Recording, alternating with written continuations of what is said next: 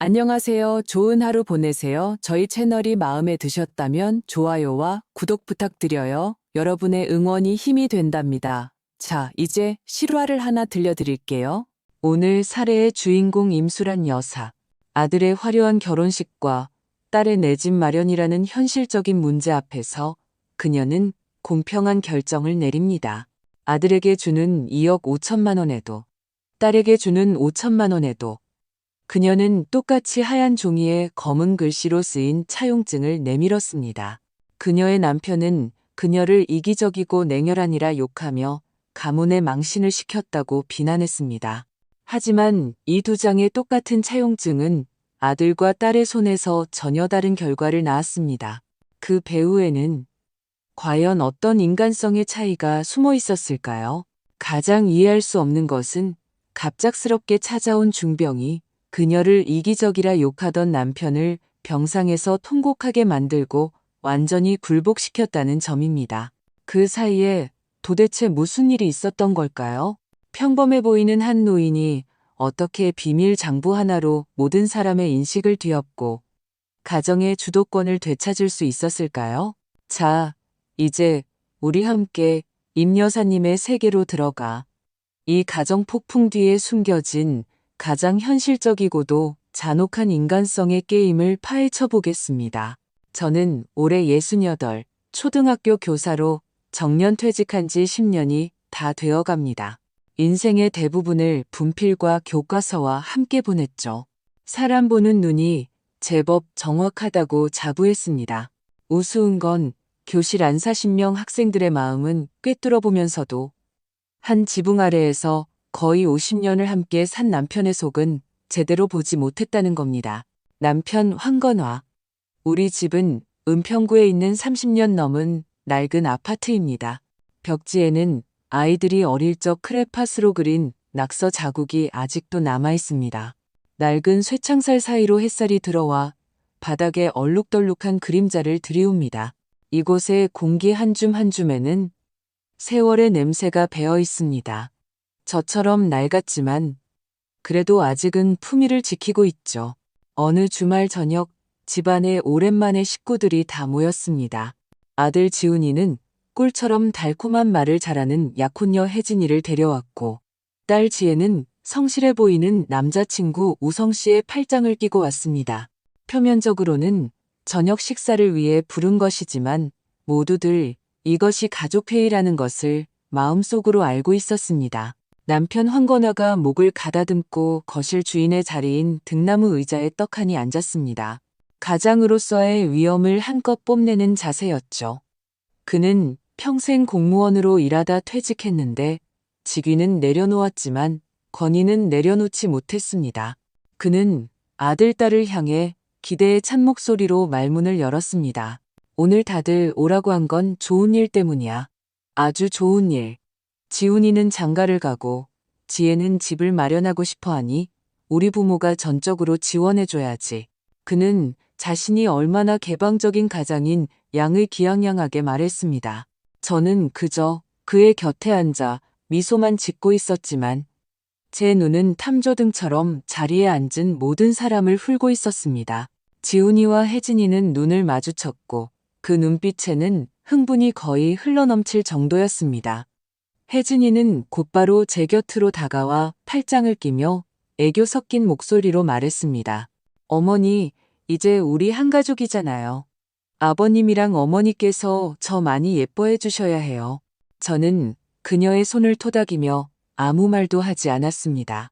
예뻐한다. 어떻게? 돈으로? 그에 비해 딸 지혜와 남자친구 우성 씨는 훨씬 조심스러워 보였습니다.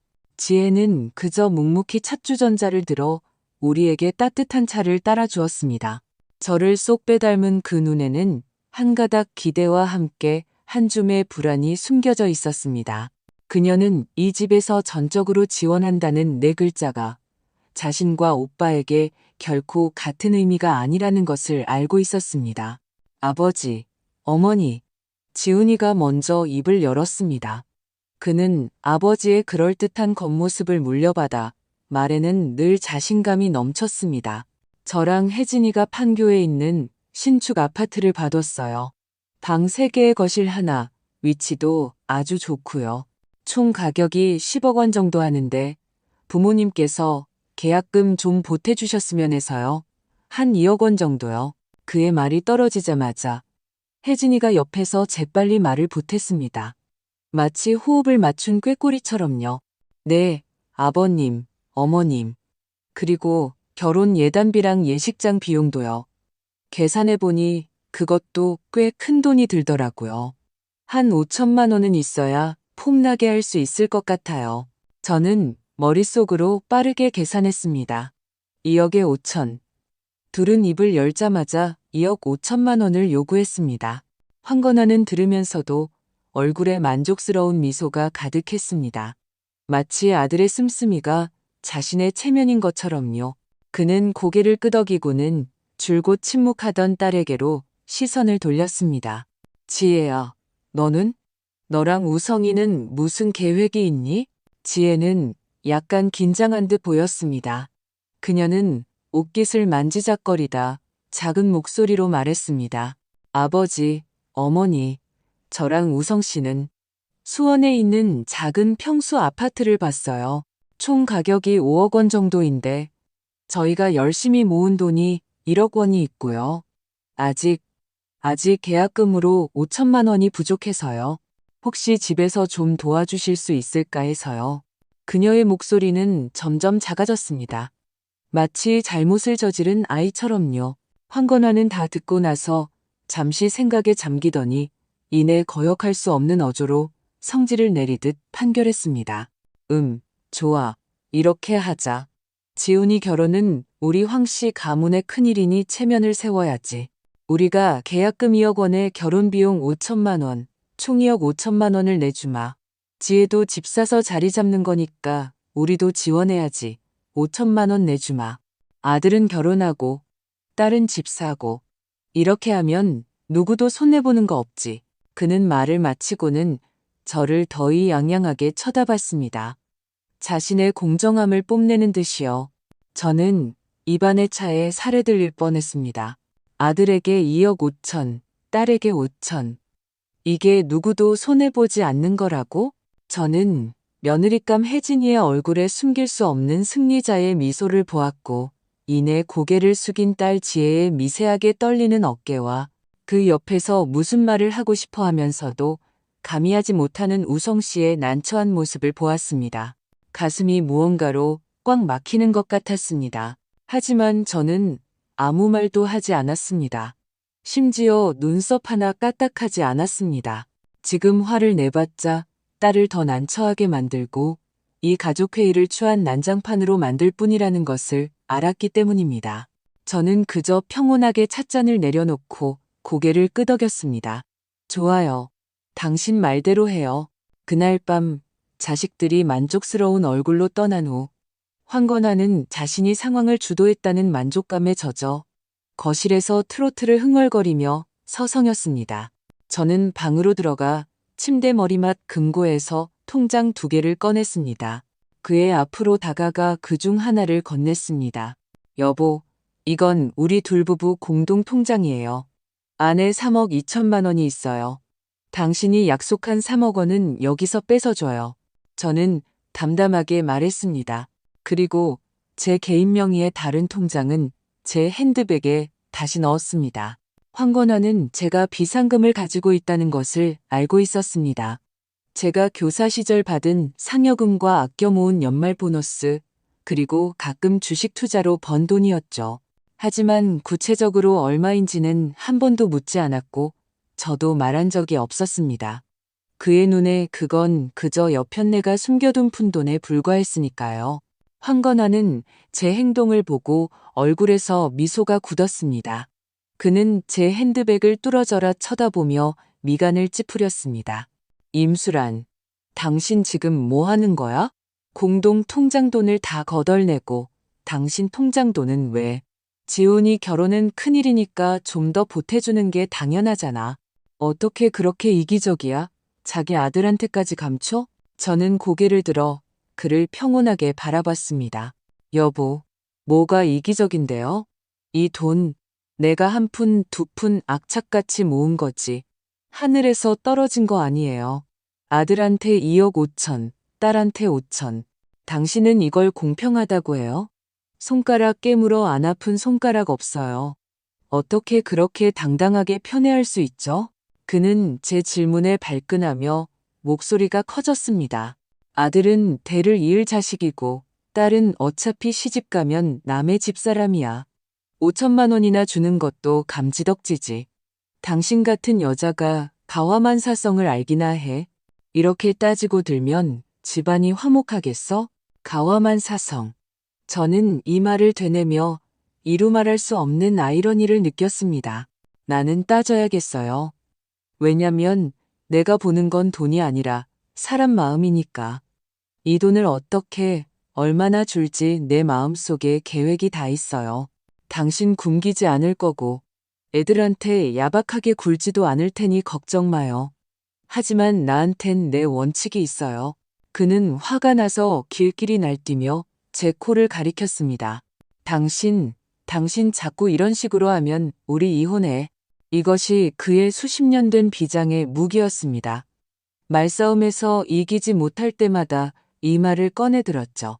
하지만 이번에는 더 이상 참고 싶지 않았습니다. 저는 자리에서 일어나 그의 눈을 똑바로 쳐다보며 또박또박 말했습니다. 이혼 좋아요. 이 아파트 우리 결혼하고 같이 산 거니까 반반이에요. 황건아 씨, 당신은 날 이기적이라고 욕하지만 당신이야말로 당신 체면하고 당신 아들만 생각하는 거 아니에요? 제 말은 얼음장 같은 칼이 되어 그의 허세를 단번에 꿰뚫었습니다. 그는 얼어붙었습니다.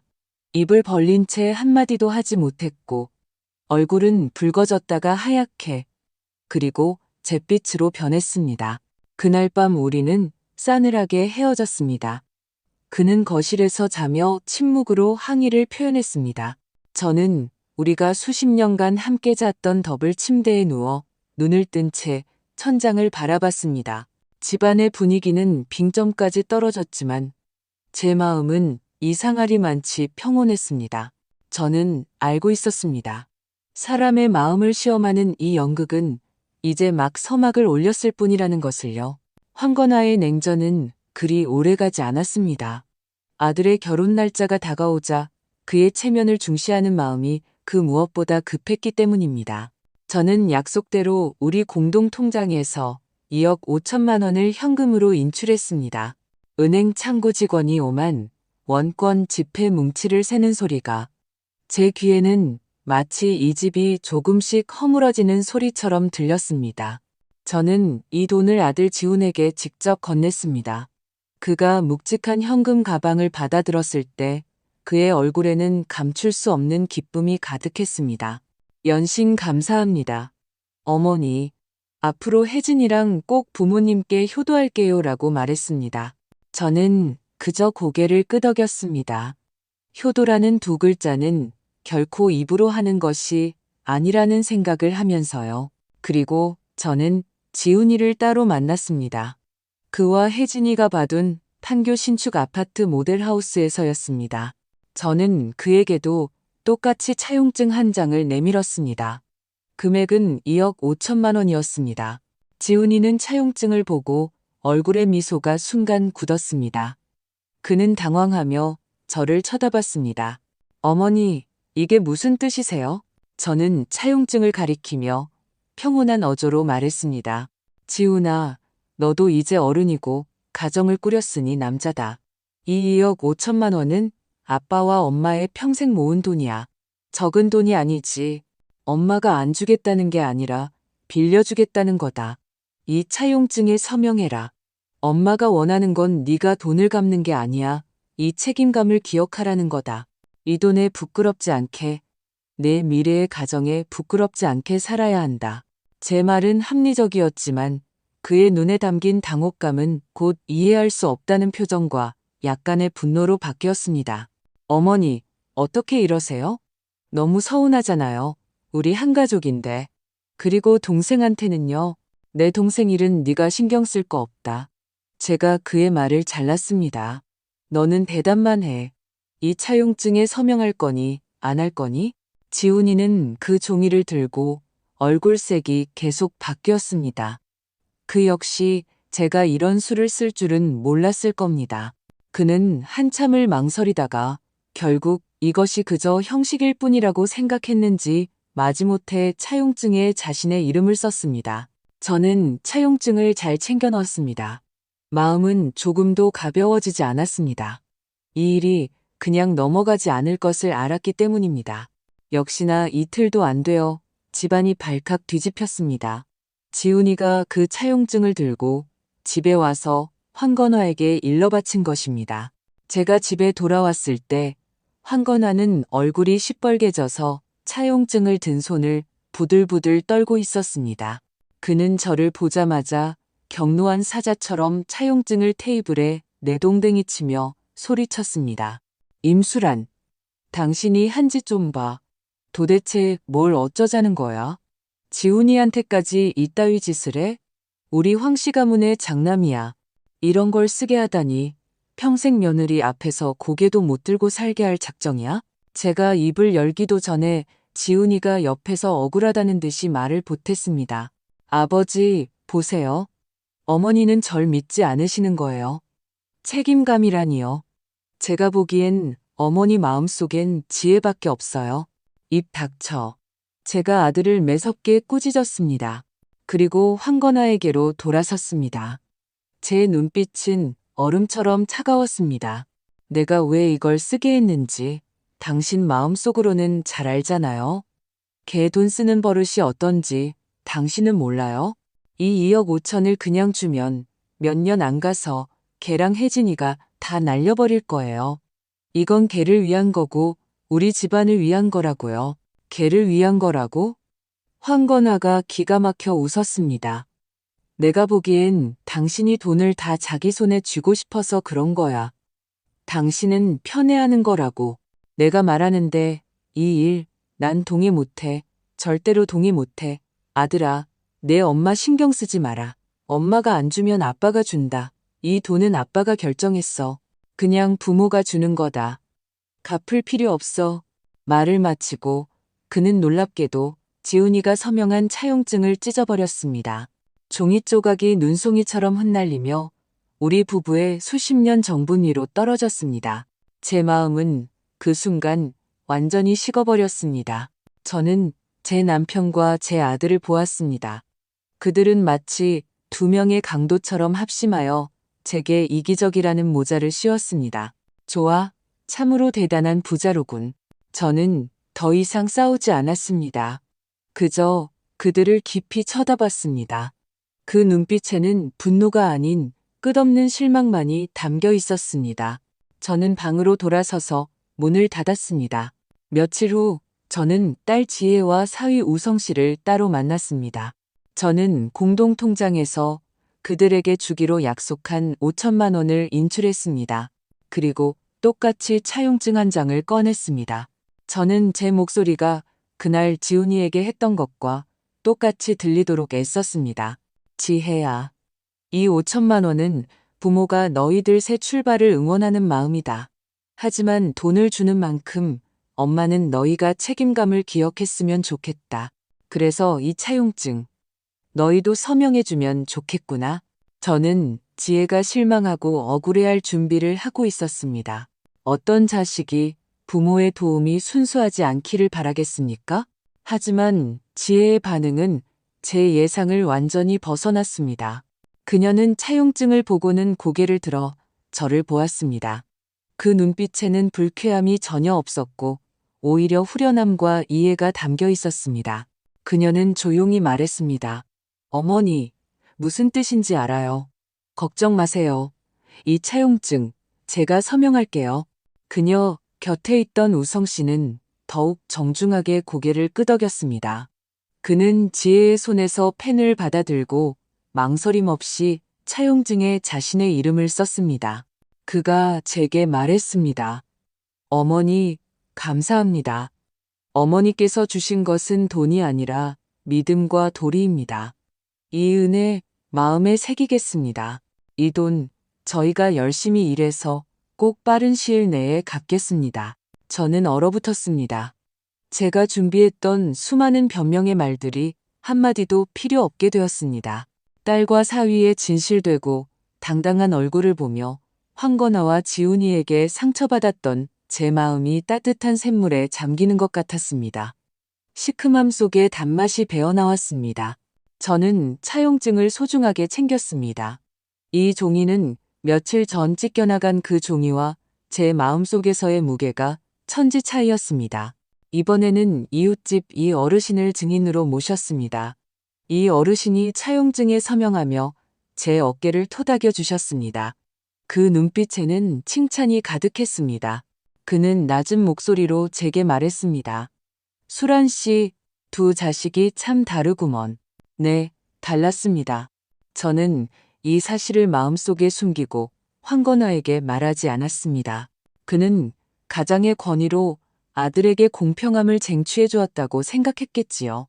그는 자신이 직접 찢어버린 것이 단순히 종이 한 장이 아니라 아들이 마땅히 배워야 할 책임감과 분별력이었다는 것을 몰랐습니다. 그리고 그가 무시했던 딸은 묵묵히 행동으로 이 무거운 기대를 받아들였습니다. 사람의 마음이라는 저울은 결코 말로 재는 것이 아닙니다. 저는 그저 조용히 지켜보며 기다릴 뿐이었습니다. 세월이 누가 진정한 금이고 누가 황동인지 가려내 주기를. 이 연극은 이제 막 가장 흥미로운 부분으로 접어들고 있었습니다. 시간은 최고의 시금석입니다. 도금된 황동의 색을 바래게 하고 진짜 황금은 먼지 속에서도 빛나게 합니다. 지훈이의 결혼식은 화려하기 그지없었습니다. 그는 그 5천만 원으로 5성급 호텔에서 500명의 하객을 모셨고 청첩장은 생각나는 모든 친지들에게 보냈습니다. 며느리 혜진이는 값비싼 맞춤 웨딩드레스를 입고 우리가 사준 예물 세트를 착용하고 플래시 세례 속에서 활짝 웃었습니다. 황건아는 주빈석에 앉아 얼굴에 홍조를 띠고 친지들의 축하 인사를 받았습니다. 마치 그의 인생에서 가장 빛나는 순간이 바로 지금인 것처럼요. 결혼식에서 지훈이와 혜진이는 단상에 올라 우리에게 감사를 표하며 부모님의 은혜 평생 갚아도 다 못 갚을 겁니다. 라는 번지르르한 말을 했습니다. 황건아는 감동하여 눈물을 글썽였고 자신이 찢어버린 차용증이 정말 잘한 일이라고 생각하는 듯했습니다. 저는 단상 위에 저 한 쌍을 보며 마음속에 아무런 파동도 느끼지 못했습니다. 그저 좀 시끄럽다고 생각할 뿐이었습니다. 이 성대한 감사 공연은 단 3일 만에 막을 내렸습니다. 결혼식이 끝나자마자 신혼부부는 유럽으로 신혼여행을 갈 계획을 세웠습니다. 혜진이가 애교 섞인 목소리로 제게 전화를 걸었습니다. 어머니, 저희 이탈리아랑 프랑스 가고 싶은데요. 결혼식 비용이 좀 초과돼서요. 어머니께서 좀 더 보태주실 수 있으세요? 저는 미소 지으며 하지만 단호한 어조로 말했습니다. 신혼여행은 너희 둘의 일이다. 엄마 돈도 한계가 있어. 결혼식은 이미 충분히 체면 차렸으니 이제부터는 아껴 쓰는 법을 배워야지. 전화기 저편의 목소리는 즉시 서늘해졌습니다. 혜진이는 아 하더니 서둘러 전화를 끊었습니다. 그 후로 우리 은혜가 산처럼 높은 부모는 그들의 삶에서 빠르게 잊혀갔습니다. 그들은 판교의 새 집으로 이사했습니다. 우리의 피땀으로 지어진 그 안락한 보금자리는 우리가 가장 발들이기 어려운 곳이 되었습니다. 처음에는 여러 가지 이유로 우리에게 돈을 요구했습니다. 어머니, 저희 새 집에 양문형 대형 냉장고가 없는데 좀 보태주세요. 혜진이의 목소리는 당당했습니다. 아버지, 제 친구들은 다 외제차 타는데 제 국산차는 너무 없어 보여요. 아버지께서 좀.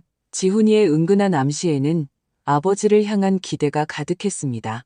황건아는 처음에는 마음이 약해져 몰래 돈을 보태주곤 했습니다. 하지만 점점 그 역시 뭔가 잘못되었다는 것을 느끼기 시작했습니다. 그가 준 돈은 밑 빠진 독에 물 붓기였고 돌아오는 것은 아들과 며느리의 점점 줄어드는 안부 전화뿐이었습니다. 명절에는 돌아오긴 했지만 그건 마치 정기적인 용돈 타기 행사 같았습니다. 그들은 집에 들어와 앉아 안부를 묻는 둥 마는 둥 하다가 화제는 금세 용돈 봉투의 두께로 옮겨갔습니다. 제 생일에는 심지어 카카오톡 단체 메시지 하나만 보내고 전화 한 통 거는 것조차 귀찮아했습니다. 황건화의 얼굴은 날이 갈수록 어두워졌습니다. 그는 제 앞에서 불평하기 시작했습니다. 저 지훈이 녀석 점점 더 못쓰게 되는군. 혜진이도 눈에 돈밖에 없어. 저는 그저 담담하게 대꾸했습니다. 당신이 그랬잖아요. 아들은 대를 이을 자식이니 더 예뻐해줘야 한다고. 또 누가 그랬더라? 차용증은 정을 상하게 한다고. 그는 제 말에 할 말을 잃고 텔레비전으로 고개를 돌렸습니다. 텔레비전의 시끄러운 소리도 그의 내면의 실망과 초조함을 덮지는 못했습니다. 한편 딸 지혜와 사위, 우성 씨의 삶은 전혀 다른 모습이었습니다. 그들은 그 5천만 원으로 수원의 작은 투룸 아파트를 얻었습니다. 화려한 인테리어는 없었고 가구 하나하나는 그들이 이케아와 오늘의 집을 뒤져가며 직접 고르고 조립한 것들이었습니다. 집은 작았지만 그들의 손길로 아늑하고 깨끗하게 꾸며져 있었습니다.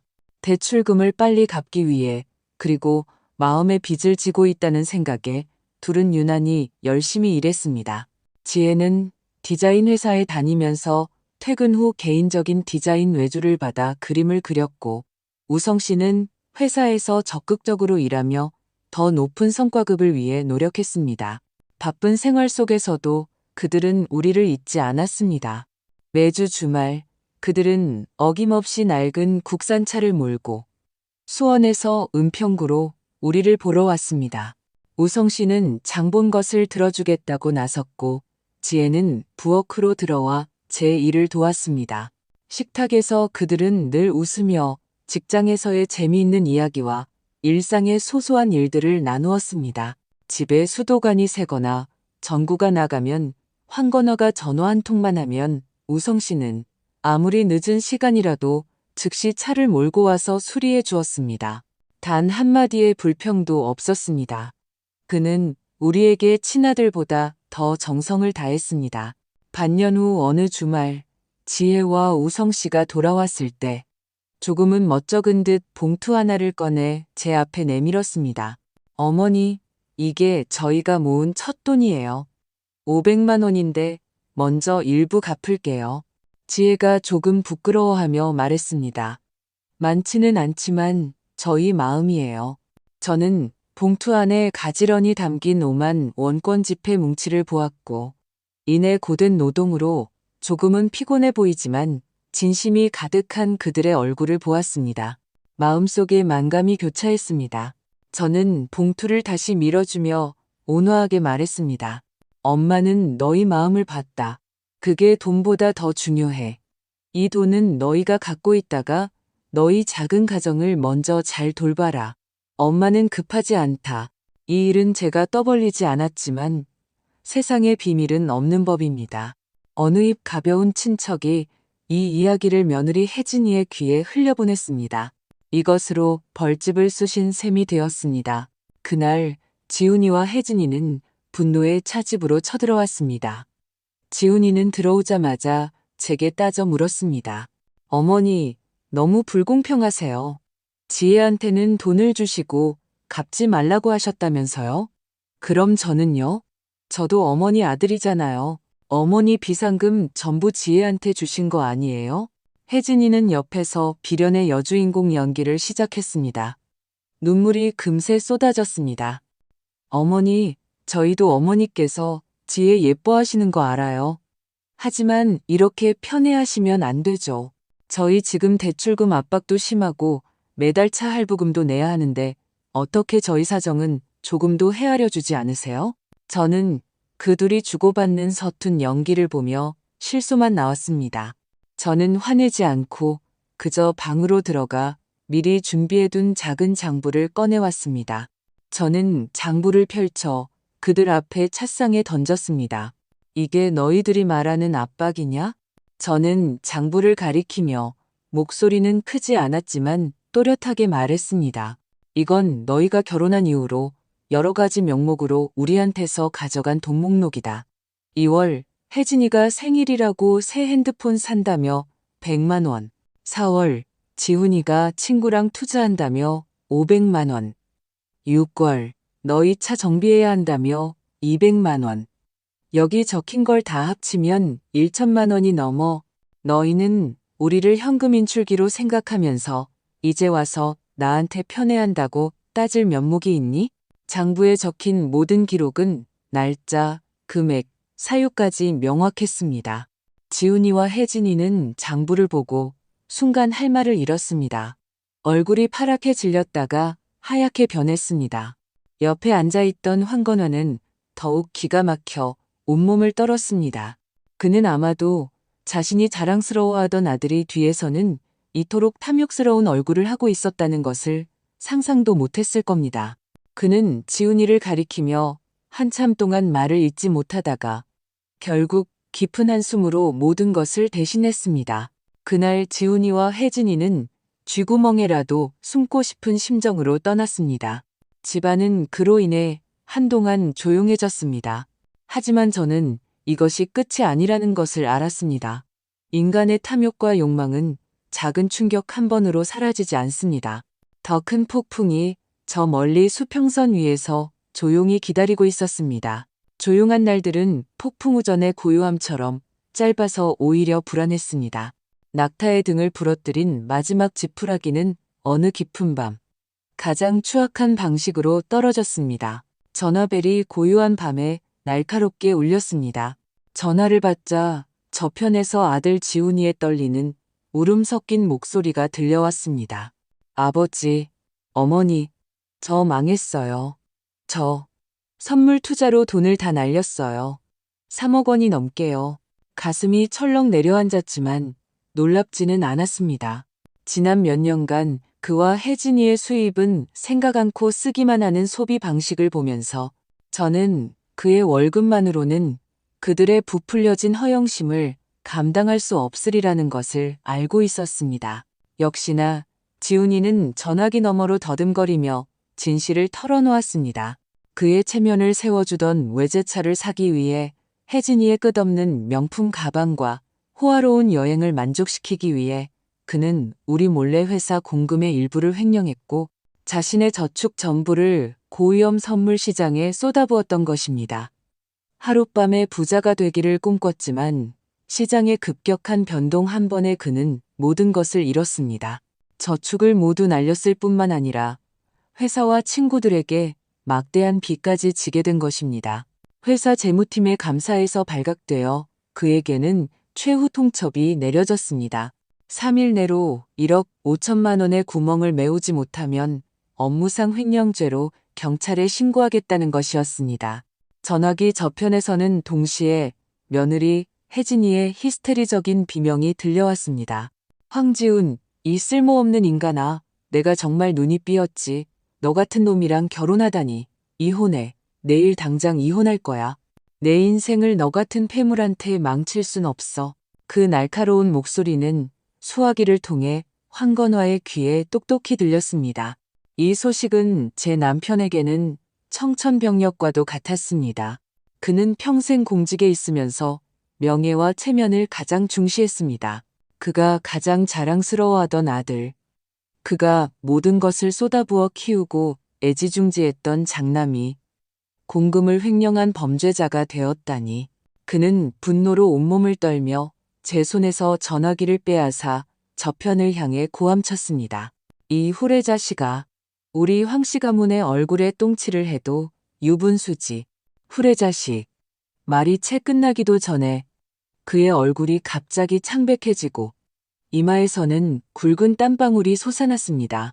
그는 가슴을 부여잡고 거친 숨을 몰아쉬었습니다. 눈빛은 흐릿해졌고 마치 허리가 잘린 늙은 나무처럼 제 앞에서 천천히 쓰러졌습니다. 그 순간 제 머릿속은 하얗게 비었습니다. 저는 떨리는 손으로 즉시 119에 전화를 걸었습니다. 구급차의 사이렌 소리가 깊은 밤에 정적을 갈랐습니다.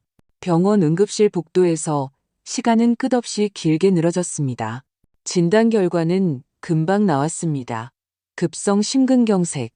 위급한 상황이라 즉시 심장도관 시술을 해야 한다는 것이었습니다. 의사는 저를 따로 불러 심각한 표정으로 설명했습니다. 황건화 씨 보호자분, 환자분 상태가 좀 복잡합니다. 혈관이 심하게 막혔습니다.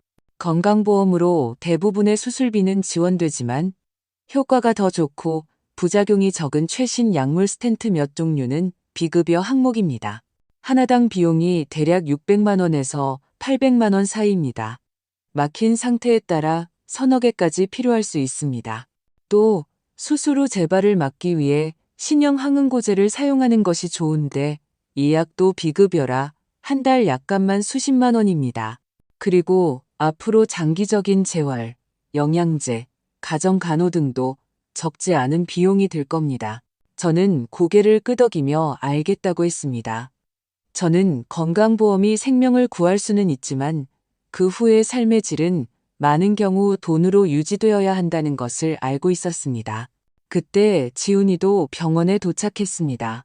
그는 저를 보자마자 털썩 무릎을 꿇었습니다. 제 다리를 붙잡고 통곡했습니다. 어머니, 저 좀 살려주세요. 그리고 아버지 병원비도요. 제 회사 문제도요. 어머니 비상금 좀 꺼내주세요. 그러지 않으면 우리 집은 정말 끝장이에요. 저는 그를 차갑게 내려다보았습니다. 그의 눈물 절반은 아버지를 위한 것이었지만 나머지 절반은 아마도 곧 무너질 자신의 인생을 위한 것이었을 겁니다. 제가 물었습니다.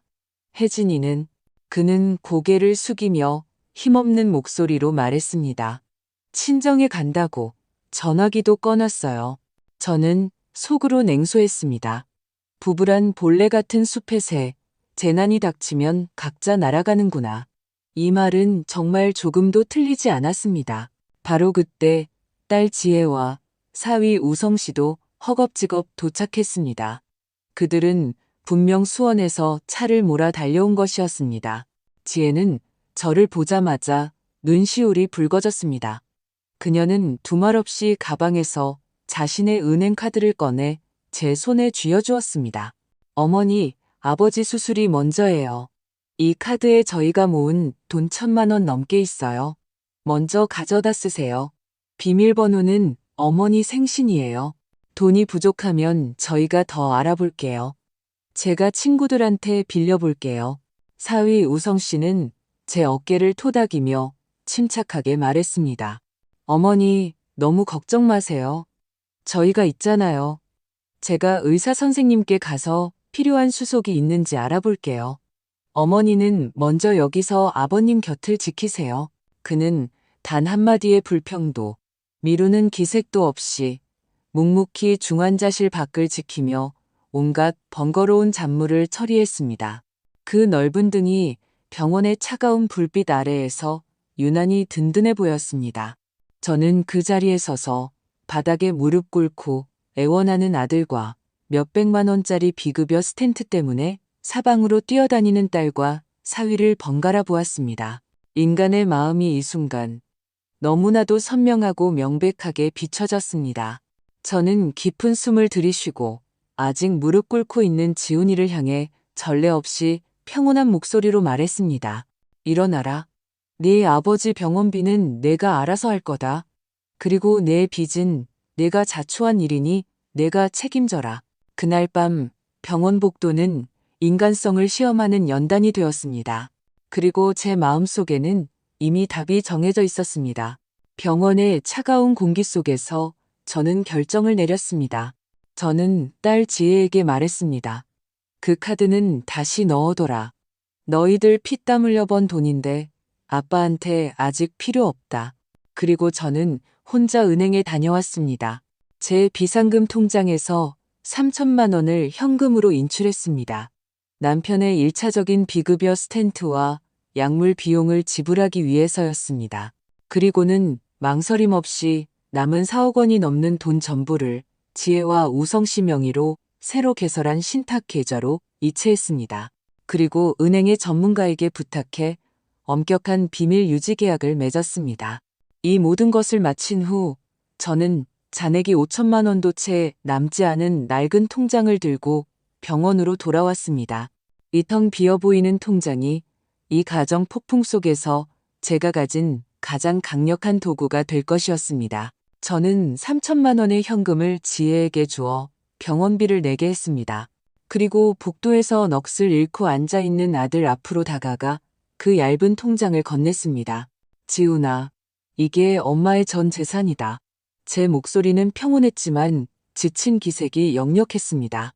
내 아빠를 살리기 위해 엄마는 평생 모은 돈을 다 썼다. 남은 건 고작이 5천만 원 남짓이야. 이것도 네 아버지 앞으로 재활하고 간병하는 데 써야 해. 엄마는 정말 한 방울도 남지 않았다. 지훈이는 통장을 받아 열어보았습니다. 그가 그 위에 찍힌 그의 예상을 훨씬 밑도는 눈에 거슬리는 숫자를 보았을 때 그의 얼굴에서 핏기가 싹 가셨습니다. 그는 아마 제 비상금이 그의 모든 구멍을 메우고도 남을 바닥 없는 보물창고라고 생각했을 겁니다. 현실은 그에게 가장 무거운 일격을 가했습니다. 그는 중얼거렸습니다. 어떻게 이것밖에 없을 수가. 저는 그의 눈을 똑바로 쳐다보며 한 글자 한 글자 힘주어 말했습니다. 돈이 하늘에서 떨어지는 줄 알았니? 내 아버지 목숨은 엄마의 노후 자금과 맞바꾼 거야. 이제 엄마는 파산했다. 내 회사 빚은 내가 감당할 수도 없고 능력도 없어. 내가 저지른 화는 내가 스스로 해결해. 내 새 집을 팔든 내 장인 장모님께 무릎 꿇고 빌든 만약 해결하지 못하면 감옥 갈 준비나 해라. 그것도 네가 한 남자로서 내 인생에 대해 치러야 할 대가다. 제 말은 망치가 되어 그의 마지막 환상을 완전히 박살냈습니다. 그는 의자에 주저앉아 텅 빈 눈으로 처음으로 절망적인 표정을 지었습니다. 황건화의 수술은 성공적이었습니다. 며칠 후 그는 중환자실에서 일반 병실로 옮겨졌습니다. 그가 깨어나자마자 가장 먼저 물어본 것은 자신의 병세가 아니라 지훈이의 일이었습니다. 저는 일의 경과를 평온하게 그에게 말해주었습니다. 그는 듣고 나서 한참 동안 침묵했습니다. 혼탁한 눈에서 처음으로 후회의 눈물이 흘러내렸습니다. 그 며칠 동안 침대 곁을 밤낮으로 지킨 것은 딸과 사위였습니다. 그들은 과일을 깎아주고 몸을 닦아주며 지극정성으로 간호했습니다. 반면 아들은 낮에 잠시 얼굴을 비출 뿐 눈치를 보며 자신의 소송과 빚 문제에만 정신이 팔려 있었습니다. 며느리는 완전히 자취를 감추었습니다. 이 선명한 대조는 거울이 되어 그의 수십 년간의 어리석음과 편애를 비췄습니다. 그는 제 손을 잡았습니다. 한때 차용증을 거칠게 찢어버렸던 그 손이 이제는 미세하게 떨리고 있었습니다. 그는 쉰 목소리로 말했습니다. 수란아, 내가 틀렸어. 내가 정말 틀렸어. 수십 년 동안 내 눈이 멀었었어. 당신 말이 맞았어. 내가 가장 이기적인 사람이었어. 체면만 차리느라 사람 마음을 보지 못했어. 저는 그의 손을 토닥이며 온화한 목소리로 말했습니다. 이제라도 깨달았으면 늦지 않았어요. 집도 그대로 있고 사람도 아직 있잖아요. 그걸로 됐어요. 그는 그제야 완전히 신복하여 이 집의 주도권을 제 손에 넘겨주었습니다. 한 달 후 황건화는 퇴원하여 집에서 요양했습니다. 저는 다시 모든 사람을 불러 모았습니다.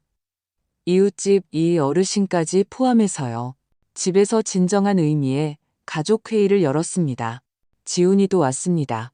그는 한 달 사이에 많이 늙어 보였습니다. 판교의 새 집을 팔아 겨우 회사 빚을 메웠습니다.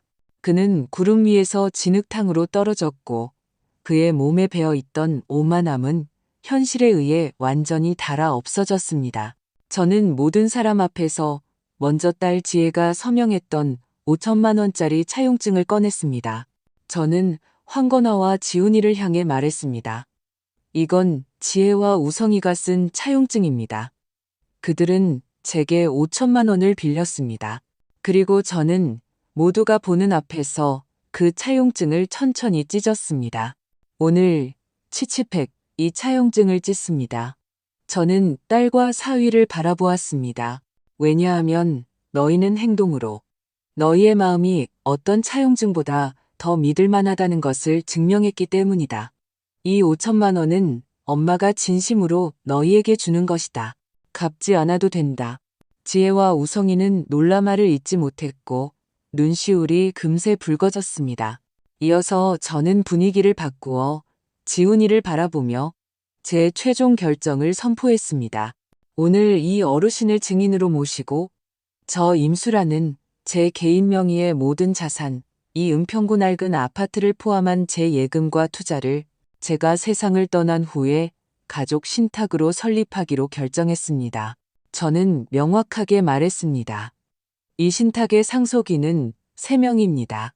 첫 번째는 제 남편 황건화 씨, 두 번째는 제 딸 황지혜, 세 번째는 제 사위 정우성입니다. 이 결정은 작은 거실에 터진 폭탄과도 같았습니다. 지훈이는 멍대 고개를 들고 믿을 수 없다는 듯 저를 쳐다보았습니다. 입술을 떨며 어머니, 그럼 저는요? 황건아는 제 손을 잡았고 그의 눈에는 완전한 동의가 담겨 있었습니다. 지혜와 우성 씨는 놀라움과 황송함에 어쩔 줄 몰라 하며 연신 손사래를 쳤습니다. 어머니, 안 돼요. 어떡해. 저는 손을 들어 그들을 제지하고 제 아들을 보며 평온하게 제 조건을 말했습니다. 지훈아, 너는 잠시 자격이 없.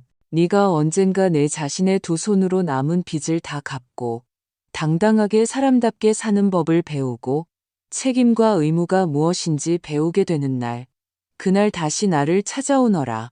그러면 내가 너를 이 집의 상속인 명단에 다시 넣을지 고려해 보겠다. 저는 신탁의 구체적인 액수를 공개하지 않았습니다. 돈이 다시 그들 비교에 초점이 되는 것을 원치 않았기 때문입니다. 제가 준 것은 자격이었고 희망이었으며 마지막 시험이었습니다. 제가 지키려 했던 것은 돈이 아니라 집의 근간이었고 자식의 품성이었으며 우리 노부부의 노년의 존엄이었습니다. 이번에야말로 제 방식으로 이 집의 규칙을 다시 세웠습니다. 세월은 잔잔히 흐르는 강물처럼 어제의 소란을 씻어내고 지혜를 침전시켰습니다. 황건아가 퇴원한 후 우리 집의 풍경은 완전히 달라졌습니다. 그 아슬아슬했던 가족회의는 우리 집에 있던 편애와 요구라는 종양을 도려낸 날카로운 수술칼과 같았습니다. 과정은 고통스러웠지만 그 덕에 건강한 미래를 얻었습니다. 지훈이는 정말 변했습니다. 그는 혜진이와 이혼하고 한때 그의 체면이었던 외제차를 팔았습니다. 판교의 큰 집에서 회사 근처의 작은 원룸으로 이사했습니다. 그는 착실하게 일하며 빚을 갚는 생활을 시작했습니다. 퇴근 후에는 택배회사에서 아르바이트로 소포를 분류했습니다. 삶은 고단했지만 그는 그 어느 때보다 정신적으로 건강해 보였고 눈빛에는 처음으로 성실함과 확신이 깃들었습니다. 그는 정기적으로 우리를 보러 오기 시작했습니다. 더 이상 빈손으로 와서 무언가를 요구하는 것이 아니라 과일 한 봉지를 사오거나 자신이 서툴게 만든 반찬을 가져왔습니다. 말수는 적었지만 묵묵히 집안일을 돕고 큰 병을 앓고 난 황건아와 함께 아파트 단지 공원을 산책하며 아버지가 읊는 건강 상식에 귀를 기울였습니다. 그는 이제 그런 말도 귀담아 듣게 되었습니다. 딸 지혜와 사위 우성 씨는 여전히 우리에게 가장 든든한 버팀목이었습니다. 그들은 제가 저축을 다 썼다는 것을 알고 우리 생활이 어려울까 걱정하며 매달 생활비를 보태주려고 했습니다. 저는 매번 웃으며 거절했습니다. 엄마 퇴직연금 있고 내 아버지 연금도 충분하다. 너희 작은 가정이나 잘 꾸리는 게 우리에게 가장 큰 효도다. 그들의 작은 가정은 정말로 점점 더 좋아졌습니다. 1년 후 지혜는 건강하고 예쁜 딸을 낳아 우리 집에 새로운 희망과 웃음소리를 가져다 주었습니다. 그리고 제 남편 황건아. 그 큰 병은 마치 그의 뇌에 수십 년간 막혀있던 혈전을 뚫어준 것 같았습니다. 그는 더 이상 남아선호 사상이나 가와만 사성을 입에 달고 살지 않았습니다. 그는 눈앞의 사람을 소중히 여기는 법을, 저의 이기심과 깊은 뜻을 알아보는 법을 배우기 시작했습니다. 제가 신문을 보고 있으면 조용히 따뜻한 차 한 잔을 타주고 제가 허리가 아프다고 불평하면 서투른 솜씨로 등을 두드려 주었습니다. 우리 둘의 감정은 이 폭풍을 겪고 나서 오히려 젊었을 때보다 더 깊어졌습니다. 손녀의 돌잔칫날, 가족이 다시 모였습니다. 지훈이도 왔습니다. 그는 조카에게 직접 나무를 깎아 만든 작은 목마를 선물했습니다. 솜씨는 서툴렀지만 그가 며칠 밤을 새워 만든 것이었습니다. 그는 아기를 안고 오랜만에 진심에서 우러나오는 부드러운 미소를 지었습니다. 식사 후 지혜가 부엌에서 설거지를 돕고 있었습니다. 그녀는 거실에서 손녀를 안고 자애로운 표정을 짓고 있는 아버지를 보며 조용히 제게 말했습니다. 어머니, 감사해요. 만약 그때 어머니께서 그렇게 단호하지 않으셨다면 우리 집은 정말 흩어졌을지도 몰라요. 저는 손에 물기를 닦고 그녀를 식탁에 앉혔습니다. 창밖의 햇살이 따스하게 우리 모녀를 비추었습니다. 저는 서재 서랍에서 두 가지를 꺼냈습니다. 하나는 지훈이의 씀씀이를 기록했던 작은 장부였고 다른 하나는 지혜가 서명했다가 제가 찢었던 차용증이었습니다. 저는 투명 테이프로 그것을 조심스럽게 다시 붙여놓았습니다. 저는 이 두 가지를 나란히 식탁에 놓고 딸에게 말했습니다. 지혜야, 우리 집에는 장부가 두 권 있단다. 하나는 돈을 기록하는 장부. 엄마는 이걸로 내 오빠가 자신의 어리석음을 깨닫게 했지. 하지만 정말 중요한 건 다른 한 권, 마음에 기록하는 장부란다. 이 장부는 누가 진심으로 헌신하는지, 누가 거짓된 마음을 가졌는지, 누가 가족의 정을 책임으로 여기고, 누가 가족의 정을 거래로 여기는지를 기록하지. 저는 다시 붙인 차용증을 가리켰습니다. 너와 우성이는 행동으로 이 마음의 장부에 가장 아름다운 기록을 남겼다. 그래서 엄마가 안심하고 이 집의 미래를 너희에게 맡길 수 있었던 거야. 지혜는 들으며 눈시울이 다시 붉어졌습니다. 저는 그녀의 손을 잡고 유난히 진중한 목소리로 말했습니다. 이것이 제가 오늘 그녀에게 전해주어야 할 가장 중요한 가르침이었습니다. 지혜야, 기억하렴. 앞으로 너와 우성이가 너희만의 저축을 하게 되면 엄마처럼 비상금을 따로 마련하는 법을 배워야 한다. 이건 이기적이 되기 위해서가 아니라 너 자신을 보호하고 사람의 마음을 보기 위해서란다. 저는 그녀의 눈을 똑바로 보며 또박또박 말했습니다.